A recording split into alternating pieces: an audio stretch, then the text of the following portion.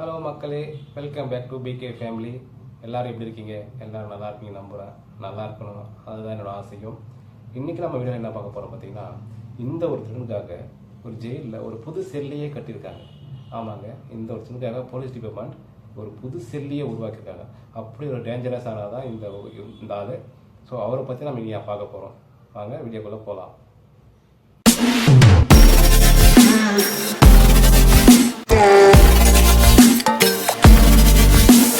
August 1, 1936 இங்கிலாந்தில் இவர் பிறக்கிறாரு.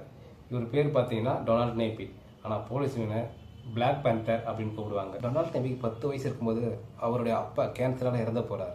அப்படி கேன்சரால் இறந்து போனதுக்கப்புறம் டொனால்ட் நேபி வந்து தனிமையிலே வாழ்ந்துட்டு வந்திருக்கான். டொனால்ட் நேபி வந்து ஸ்கூல் போகும்போது பசங்க ரொம்ப கிண்டல் பண்ணுவாங்க. ஏன்னா அவனுடைய பேர் வந்து டொனால்ட் நேபி அப்படின்னு இருக்கு இல்லையா, அதனால கிண்டல் பண்ணுவாங்க. நேப்பின்னு சொல்லிட்டு ஏன் கிண்டல் பண்ணாங்கனாக்கா, இப்போ லேடிஸ் யூஸ் பண்ணாங்க நேப்கின்ஸ், அதை வந்து அவங்க ஊரில் நேப்பின்னு சொல்லுவாங்க. ஸோ அதை வச்சு அந்த பையனை ரொம்ப கிண்டல் பண்ணிக்கலாம். இதனால் ஸ்கூலில் படிக்கும்போது அவமானங்களையும் கஷ்டங்களையும் அனுபவிச்சுட்டு வந்திருக்காரு. இப்படி கஷ்டத்தையும் அவமானத்தையும் சந்திச்சு வளர்ந்த அந்த டொனால்ட் நேபி இங்கிலாந்து ஆர்மியில் ஜாயின் பண்ணுறாரு. இங்கிலாந்து ஆர்மியில் ஜாயின் பண்ணி அங்கே கொஞ்ச நாள் ஒர்க் பண்ணுறாரு. 1955 தனக்கு 18 வயசு இருக்கும்போது அவரை விட 2 வயசு பெரிய பொண்ணான ஐரிஸ் டேட் அப்படின்ற பொண்ணை கல்யாணம் பண்ணுறாரு. 1960 இவங்களுக்கு கேத்ரின் அப்படின்ற பொண்ணும் பிறக்கிறாங்க. பொண்ணுக்கு 4 வயசு ஆகும்போது தன்னுடைய குடும்ப பெயரை மாற்றுறாரு. அதாவது டொனால்ட் நேப்பிலிருந்து டொனால்ட் நீல்சன் அப்படின்னு மாற்றுறாரு.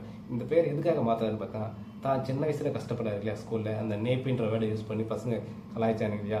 ஸோ அந்த மாதிரி தான் பொண்ணும் கஷ்டப்படக்கூடாது அப்படின்றதுக்காக தன்னுடைய குடும்ப பெயரை டொனால்ட் நேப்பிலிருந்து டொனால்ட் நீல்சன் அப்படின்னு மாற்றிக்கிறார்.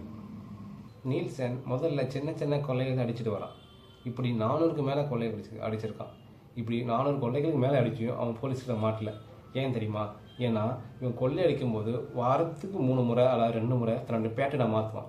இப்படி பேட்டனை மாற்றுறதுனால போலீஸுக்கு கன்ஃபியூஷன் ஆகிறாங்க. அப்படி கன்ஃபியூஷன் ஆகலாம், அவனால் ட்ராக் பண்ண முடியாது. இது இவன் தான் அப்படின்னு சொல்லி அவனால் ட்ராக் பண்ண முடியாது. ஸோ இதனால போலீஸுக்கு தான் அவன் தப்பிச்சிட்டே வரான். இப்படி கொள்ளை அடிச்சுட்டு வரும்போது ஒரு வீட்டில் அவனுக்கு கன்னும் வெடி மருந்தும் கிடைக்கிது.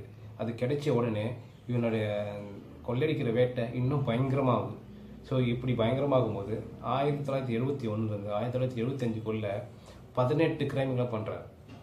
அதில் முக்கியமாக பார்த்தீங்கன்னா போஸ்ட் ஆஃபீஸ். அந்த 18 கிரைமையும் போஸ்ட் ஆஃபீஸ் தான் பண்ணுறான். நீல்சன் ஒரு நாள் ஒரு போஸ்ட் ஆஃபீஸ் திருட போகிறான். திருட போன இடத்துல இதை வீட்டுக்கு வந்து விருந்து சாப்பிட்ற மாதிரி படுத்து தூங்கிட்டு வந்திருக்கான். இதை போஸ்ட் மாஸ்டர் படுத்துறாரு. யார் நீ இங்கே என்ன பண்ணுற அப்படின்னு சொல்லிட்டு அவன் கேட்குறாரு. உடனே நீல்சன் என்ன பண்ணுறனா, ஒரு ஷார்ட் கன் எடுத்து அவனை நோக்கி நீட்டுறாரு. ஆனால் அந்த போஸ்ட் மாஸ்டர் பயப்படாமல் அவங்களோட சண்டை போகிறாரு. அவங்களோட அப்படி சண்டை போடும்போது நீல்சன் என்ன பண்ணுறனா, அங்கேருந்து தப்பிக்கிறதுக்காக அவர் அடிச்சுட்டு அங்கேருந்து தப்பிச்சு போகிறான். 1974 போஸ்ட் ஆஃபீஸில் ஒர்க் பண்ணுற 3 பேரை சுட்டு கொண்டுட்டு போஸ்ட் ஆஃபீஸை கொள்ளடிச்சிட்டு போகிறான். இவன் கொள்ளடிக்கு போகும்போது எப்படி போவான்னு பார்த்தீங்கன்னா, உடம்பு ஃபுல்லாக கருப்பு துணியில் மூடிக்கிட்டு தான் போவான். ஸோ அப்படி போகிறதுனால இவனுக்கு பிளாக் பேந்தர் அப்படின்ற ஒரு பட்ட பேரும் வந்திருக்கு. இந்த கொலைகளை பிளாக் பேந்தர் தான் பண்ணியிருப்பானா அப்படின்னு சொல்லிட்டு போலீஸுக்கு ஒரு சந்தேகம் வருது. பட் ஆனால் கன்ஃபார்ம் பண்ணலை. கொஞ்ச நாளைக்கு அப்புறம் ஒரு போலீஸ்க்கு ஒரு நியூஸ் வருது. அது என்னென்னு பார்த்தீங்கன்னா, போஸ்ட் ஆஃபீஸில் ஒரு செக்யூரிட்டி இறந்து கிடக்கிறாரு அப்படின்னு சொல்லிட்டு ஒரு நியூஸ் வருது. ஸோ போலீஸ் ஸ்டேஷன் அங்கே போய் இன்வெஸ்டிகேஷன் பண்ணி அந்த பாடி எடுத்து ஃபாரஸ்ட்டுக்கு அனுப்பி பார்க்கும்போது அந்த ஃபாரஸ்ட் ரிப்போர்ட் என்ன சொல்லுதுன்னா, முன்னாடி போஸ்ட் ஆஃபீஸில் சுட்டுக் கொல்லப்பட்ட அதே கண்ணால் தான் இந்த கொலையும் பண்ணியிருக்காங்க அப்படின்னு சொல்லிட்டு கன்ஃபார்ம் பண்ணுறாங்க. ஸோ இதனால் போலீஸ்க்கு வந்து பிளாக் பேந்தரை இந்த கொலையிலையும் சம்மந்தப்படுத்துகிறாங்க. 1995 நீல்சன் ஒரு நியூஸை படிக்கிறாரு. அப்போ அவருக்கு தெரியாது, இந்த நியூஸை நம்ம படிக்கிறதுனால நம்ம கடைசி வரைக்கும் ஜெயிலேருந்து சாக போகிறோம் அப்படின்றது அவருக்கு தெரியாமல் போச்சு. அப்படி என்ன நியூஸ் படிக்கிறாருன்னு பார்த்தீங்கன்னாக்கா, இதுக்கு முன்னாடி நம்ம சேனலை சப்ஸ்கிரைப் பண்ணாமல் இந்த வீடியோ பார்த்துட்டு இருந்தீங்கன்னா சப்ஸ்கிரைப் பண்ணி வீடியோ பாருங்கள். அப்போ தான் நான் போகிற நெக்ஸ்ட் வீடியோ உங்களை வந்து சேரும். லெஸ்ஸி விட்டில் அப்படின்ற ஒரு பொண்ணோட அப்பா என்ன பண்ணுறேன்னா, தன்னுடைய சொத்துக்கள் எல்லாத்தையும் தன்னுடைய லவருக்கும் அவருடைய பசங்களுக்கும் போய் சேரணும்னு சொல்லிட்டு உயில் எழுதி வச்சார். இந்த விஷயம் லெஸ்ஸி விட்டிலுக்கு தெரிய வருது. அப்படி தெரிய வரும்போது வீட்டுக்குள்ளே பிரச்சனையாகுது. அப்படி பிரச்சனை நியூஸ் வந்து நியூஸ் பேப்பரில் நியூஸ் ஆகுது. இந்த நியூஸை தான் நீல்சன் நியூஸ் பேப்பரில் படிக்கிறாரு. ஸோ இந்த நியூஸை படித்ததுனால நீல்சன் என்ன தெரிஞ்சுக்கிறான்னா, அவங்ககிட்ட நிறைய சொத்து இருக்குது அப்படின்ற விஷயத்தை தெரிஞ்சுக்கிறான்.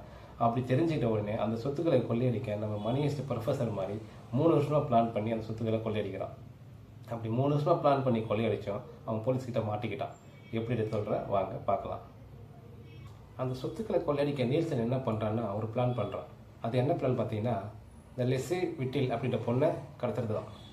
ஸோ அப்படி பிளான் பண்ணி அந்த லெஸ்ஸி விட்டில் அப்படின்ற பொண்ணை கடத்திடாரு. அப்படி கடத்தி வச்சுட்டு அந்த பொண்ணோட அப்பா கிட்ட $50,000 கிட்ட மிரட்டுறாரு. அவன் அந்த அப்பாவும் என்ன பண்ணுறாருன்னா, தன் பொண்ணை கடத்திட்டாங்களே அப்படின்னு சொல்லிட்டு, தன் பொண்ணை காப்பாற்றணுமே அப்படின்னு சொல்லிட்டு $50,000 காசு ரெடி பண்ணி அவங்ககிட்ட கொடுக்க பிளான் பண்ணுறாரு. ஆனால் அவங்ககிட்ட பணத்தை கொடுக்க முடியாத சுச்சுவேஷன் வந்ததுனால அவன் என்ன பண்ணுறான், அந்த பொண்ணை கொலை பண்ணிடுறான். அவன் எத்தனையோ கொலைகள் செஞ்சிருந்தாலும் அவன் வேர்ல்டு ஃபுல்லாக ஃபேமஸ் ஆகலை. ஆனால் இந்த ஒரு கொலை அவனை வேர்ல்டு ஃபுல்லாக ஃபேமஸ் ஆகிடுச்சு. ஒரு நாள் காலையில் ஒரு பெரிய பையன் மாட்டிக்கிட்டு ரோட்டில் நடந்து போகிறான். இந்த சந்தேகத்தோடு பார்த்த டிராஃபிக் போலீஸ் அவனை கூப்பிட்றாங்க. அந்த போலீஸ்காரங்க பேர் என்ன பார்த்தீங்கன்னாக்கா ஒயிட், அப்புறம் மெக்கானிக்ஸ். அந்த பையனும் அவன் போலீஸ்காரங்க பக்கத்தில் வரான். அப்படி வரும்போது அவனை விசாரிக்கிறாங்க. உடனே இந்த பையன் என்ன பண்ணுறான், தான் வச்சு இந்த ஒரு கன்னை எடுத்து போலீஸ்காரனை நோக்கி நீட்டுறான். அப்படி நீட்ட உடனே போலீஸ்காரனுக்கு என்ன பண்ணுறதுன்னு தெரியலை. உடனே இந்த சின்ன பையன் டக்குன்னு என்ன பண்ணுறேன்னா, கண்ணை வந்து ஒரு போலீஸோட தலைக்கு பின்னால் வச்சு அவங்கள மிரட்டுறான். ஸோ போலீஸ்க்கு என்ன பண்ணுறதுன்னு தெரியல, வேறு வழி இல்லை. உடனே ஜீப் எடுக்க சொல்லி மிரட்டுறான். அவங்களும் பயந்து ஜீப் எடுக்கிறாங்க. ஜீப்பை ஓட்டுறது வந்து பார்த்தீங்கன்னா ஒயிட். அவர் தான் ஜீப்பை ஓட்டிகிட்டு போகிறாரு. கொஞ்சம் நேரத்துக்கு அந்த போலீஸை வந்து அவன் சொல்கிறத கேட்குறாங்க. எந்த ஒரு பதட்டம் இல்லாமல் அவன் சொல்கிறத அமைதியாக கேட்டுட்டு வராங்க. கொஞ்ச நேரத்துக்கு அப்புறம் ஆள் நடமாட்டம் அந்த இடத்துக்கு வந்ததுக்கப்புறம் அவர் இந்த ஒயிட் என்ன பண்ணுறாருன்னா, காரை வேகமாக திருப்புறாரு.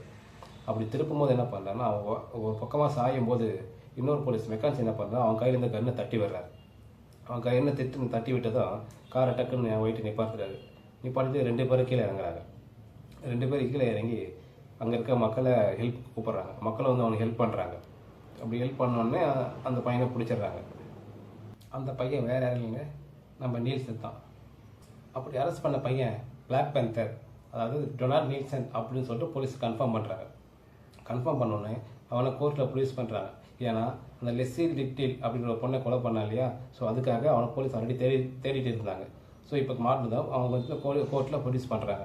அப்படி கோர்ட்டில் ப்ரொடியூஸ் பண்ணது என்னன்னா, அவரோட வக்கீல் என்ன சொல்கிறாருன்னா, இந்த கொலையை நீல்சன் பண்ணலை, அந்த பொண்ணு தன்னோட வீட்டு மாடு தவறு வந்து கீழே இறந்துட்டா அப்படின்னு சொல்கிறாங்க. ஆனால் இது அரசு தரப்பு வக்கீல் என்ன சொல்கிறாருன்னா, இல்லை இவன் தான் அந்த பொண்ணை கொலை பண்ணான் அப்படின்னு சொல்லிட்டு வாதிடுறாங்க. என்னதான் நீல்சன் அந்த பொண்ணை கொலை பண்ணலன்னு சொன்னாலும் அதுக்கான எவிடன்ஸ் அவர்கிட்ட இல்லை. ஏன்னா அவன் கொலை பண்ணதுக்கான எவிடன்ஸ் தான் எல்லாமே இருக்குது. அதனால கோர்ட் அவன் என்ன பண்ணுனாக்கா 61 வருஷம் ஆயுள் தண்டனை கொடுக்குறாங்க. என்னதான் நீல்சன் அந்த பொண்ணை கொலை பண்ணல அப்படின்னு வக்கீல் சொன்னாலும் அதுக்கான ஆதாரம் அவர்கிட்ட இல்லை. நீல்சன் தான் கொலை பண்ணா அப்படின்றதுக்கான ஆதாரம் தான் எல்லாமே இருக்குது. ஸோ அதனால் கோர்ட் என்ன பண்ணுது, அந்த கொலையை நீல்சன் தான் பண்ணியிருப்பான் அப்படின்னு சொல்லிட்டு முடிவு பண்ணி 1976 ஜூலை 1ஆம் தேதி நீல்சனுக்கு கோர்ட் ஆயுள் தண்டனை கொடுக்குது. ஸோ அதனால் ஜெயிலுக்கு போகிறான். 3 வாரம் கழிச்சு அந்த போஸ்ட் ஆஃபீஸில் 3 பேரை கொன்னாங்க இல்லையா, அந்த கேஸும் நீல்சன் தான் பண்ணா அப்படின்னு சொல்லிட்டு போலீஸ் கன்ஃபார்ம் பண்ணுறாங்க. ஸோ அதுக்கும் சேர்த்து கோர்ட் என்ன பண்ணுதுன்னா 3 ஆயுள் தண்டனை கொடுக்குது. ஸோ மொத்தமாக சேர்த்து 61 வருஷம் நீல்சனுக்கு ஆயுள் தண்டனை கொடுக்குறாங்க. கோர்ட் ஆயுள் தண்டனை கொடுத்ததுக்கப்புறம் நீல்சன் ஜெயிலுக்கு போகிறான். அப்படி இவனுக்காக ஒரு புது செல்லியே கட்டுறாங்க. ஸ்ட்ராங்காக இவன் தப்பிக்க முடியாத மாதிரி ஒரு புது செல்லியே கட்டுறாங்க. ஸோ அந்த ஜெயிலில் இருக்கும்போது அவனை பார்த்தீங்கன்னா உடம்பு சரியில்லாமல் போகுது. அதை அவன் என்ன பண்ணுறான்னு அவனுக்கே தெரியல. அவன் ஏதோ பண்ணுறாங்க. ஸோ ஒரு மனநலம் பாதிக்கப்பட்ட மாதிரி ஜெயிலில் பண்ணிட்டு இருக்கான். ஸோ அதனால் என்ன பண்ணுறாங்க, ஒரு சைக்காட்ரிஸ்ட் கூப்பிட்டு காட்டுறாங்க. அவனை அந்த டாக்டர் செக் பண்ணிட்டு என்ன சொல்கிறாங்கன்னா, இவருக்கு கொஞ்சம் மனநிலை சரியில்லை அப்படின்னு சொல்லிட்டு ஒரு சர்டிஃபிகேட் கொடுக்குறாரு. கொஞ்ச நாள் சைக்காட்ரிஸ்ட் ட்ரீட்மெண்ட் கொடுத்ததுக்கப்புறம் நீல்சன் கொஞ்சம் சரியாக வரான். அவன் கொஞ்சம் ஸ்டேபிளாக வரான். அவன் என்ன பண்ணுறான்னு சொல்லி அவனுக்கே தெளிவாக புரிய வருது. இதுக்கப்புறம் கொஞ்சம் நல்லா சரியாயிடறான். இதுக்கிட்ட என்ன பண்ணுறான்னா, சரியானதுக்கப்புறம் நீல்சன் வந்து கோர்ட்டுக்கு ஒரு பெட்டிஷன் கொடுக்குறான். என்ன பெட்டிஷனா, தன்னுடைய ஆயுள் தண்டனையை 30 வருஷமாக குறைக்கணும் அப்படின்னு சொல்லிட்டு, 60 வருஷத்துலேருந்து 30 வருஷமாக குறைக்கணும் அப்படின்னு சொல்லிட்டு ஒரு பெட்டிஷனை போடுறான். கோர்ட் என்ன பண்ணுதுன்னா அந்த பெட்டிஷனை ரிஜெக்ட் பண்ணிடுறாங்க. ஸோ இதனால் நீல்சனால் வெளியே வர முடியல கடைசி வரைக்கும். இப்போ நீல்சன் ஜெயிலுக்கு வந்து கிட்டத்தட்ட 34 வருஷம் ஆயிடுச்சு. இப்போ 34 வருஷமும் நீல்சன் ஜெயிலில் தான் இருக்கான். இதுக்கு இடையில் நீல்சன் ஒய்ஃபை போலீஸ் அரெஸ்ட் பண்ணுறாங்க. ஏன்னா நீல்சனுக்கு அவங்க ஒய்ஃப் ஹெல்ப் பண்ணாங்க அப்படின்னு சொல்லிட்டு அவங்களையும் அரெஸ்ட் பண்ணுறாங்க. ஆனால் கொஞ்ச நாள் கழிச்சு அவங்கள ரிலீஸ் பண்ணிடுறாங்க. ஆனால் நீல்சன் மட்டும் தான் இத்தனை வருஷமாக ஜெயிலில் இருக்கான். ஸோ அப்படி ஜெயிலுக்கு போயிருந்தாங்கன்னா 2011 டிசம்பர் 17 காலையில் வீசிங் ப்ராப்ளம் ஹெவியாக வருது. ஸோ உடனே போலீஸ் என்ன பண்ணுறாங்கன்னா அவன் ஹாஸ்பிட்டலுக்கு கூட்டு அட்மிட் பண்ணுறாங்க. அப்படி அட்மிட் பண்ணாலும் மறுநாள் காலை டிசம்பர் 18 அவன் இறந்து போயிடுறான். இது மாதிரி இன்ட்ரெஸ்டிங்கான ஸ்டோரியோட நாளை உங்களை சந்திக்கிறேன். இது வரைக்கும் இன்னமும் நம்ம சேனல் சப்ஸ்கிரைப் பண்ணாமல் இருந்தால் சப்ஸ்கிரைப் பண்ணி வீடியோ பாருங்கள். அப்போ தான் நான் போகிற வீடியோ நாளைக்கு உங்களுக்கு வந்து சேரும்.